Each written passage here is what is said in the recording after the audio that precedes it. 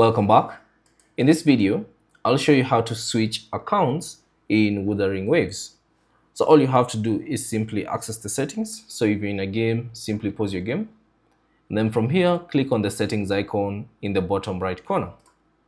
Now within the settings, scroll down and find the account settings icon, the last one. Click on it and then find the user center and click on go. Now give it a few seconds. Now from here, you should see this option, user ID, that's number, and then you should see the option switch account. So click on switch account and then give it a few seconds.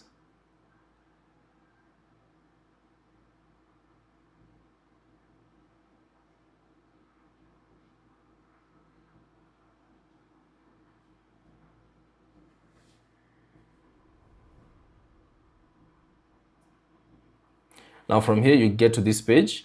Now from here, type in the email address that you'd like to switch to, and then enter the password. And then once you're done, simply click on login and you'll successfully switch your account in Wuthering Waves.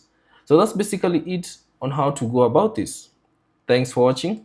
If you have any questions, leave them down in the comment section below. And if you found this video useful, consider leaving a like and subscribe to the channel.